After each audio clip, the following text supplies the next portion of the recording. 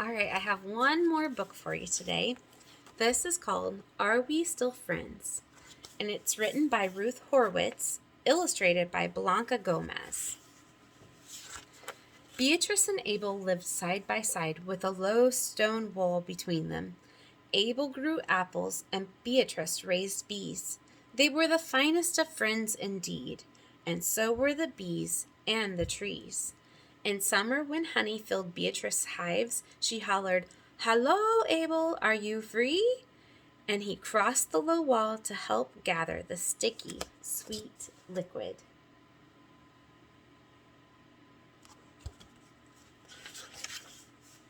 In autumn, when apples filled Abel's trees, he called, "Hello, bee, please?" And she crossed the low wall to help harvest the ripe red fruit.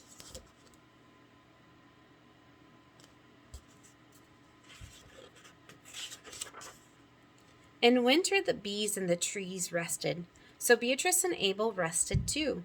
Side by side, they spread crispy toast with apple butter and sipped warm tea with honey. It's kind of like the snow that we're getting today. Beatrice and Abel needed each other all year, but especially in springtime when Abel's trees filled with flowers. Beatrice's bees needed flower nectar to make their honey, and Abel's trees needed bees to spread their pollen to make their fruit. Back and forth across the wall the bees flew, until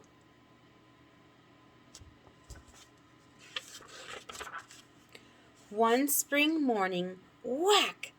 Abel smacked into a branch. Ouch! The smack startled the bee. Zing! And the bee stung Abel right on his nose. Yow! Abel yammered. Whee! Across the wall, Beatrice heard Abel squeal. What a silly laugh, she thought. Wee-hee-hee! She laughed back. She doesn't know that he got hurt. Was Bee laughing at him? Abel wondered. He rubbed his sore nose. Blasted Bee, he bellowed. Was Abel talking to her? Beatrice wondered. Don't you bellow at me, she yelled. Pie face. Pie face, Abel spluttered. Well, you're a fuzz brain, wormy core. Fuzz brain. Uh-oh.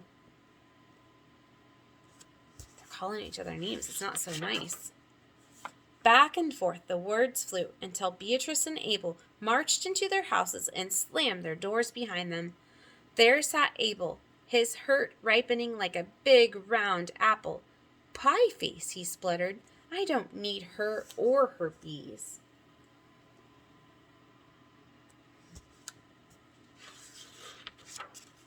And there sat Beatrice, her anger buzzing like an irate insect. Fuzzbrain, she muttered. I don't need him or his trees.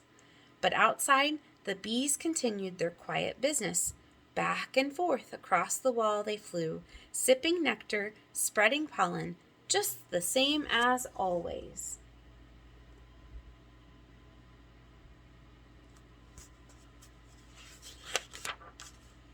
Abel scribbled a sign and planted it where the bees would see it.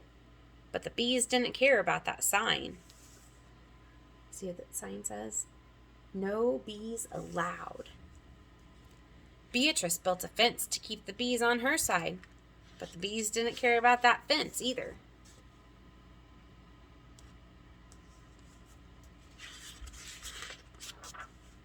Up in his attic, Abel gathered a jumble of junk. He piled it all on the wall. Down in her basement, Beatrice found a mishmash of trash, and she stacked it on Abel's jumble. They're making a big mess, aren't they? Sour apple, Beatrice snarled.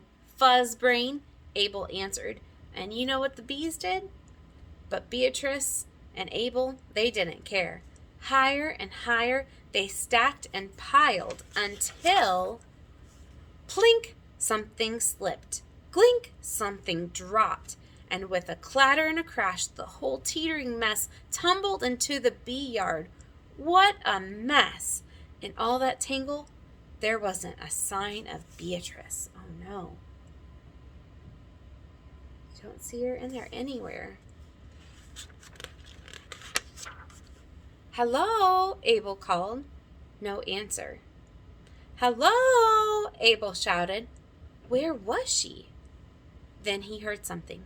It could have been the bees or the wind in the trees, but it seemed to be coming from the pile, and it seemed to be saying, "Hello, hello," Abel called. "Hello." Now he's getting nervous. He thinks she's in that. At last, Abel found her. "Hello, bee," he whooped. "I thought I'd lost you." "Hello yourself," she croaked. "I thought you didn't care." Abel offered a hand and helped her climb out. She was in the bottom, wasn't she? They found each other. "I thought you were laughing at me," he said. "I'm so sorry." "And I thought you were insulting me," she said. "I'm sorry, too." "Are we still friends?" Indeed. They looked at the yard. What a royal mess. "I'll put everything in an apple pie order, Abel promised. "I'll help," Beatrice said. So side by side, they cleaned everything up. They did make quite a mess, didn't they? Back in Abel's kitchen, they spread crispy toast with apple butter and sipped warm tea with honey. "We're numbskulls," said Beatrice. "Mush minds," Abel agreed. They were the finest of friends indeed, and so were the bees and the trees.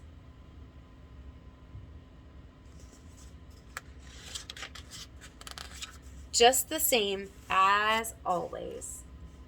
There they are doing a lot of things together and having fun. All right, I hope you enjoyed this book. And if you ever have a disagreement with your friends, you can always go to them and try to work things out. And sometimes all it takes is just an easy "I'm sorry," as long as you mean it. And then that way everything can get smoothed over really easy. Hope you guys have a great day. Bye.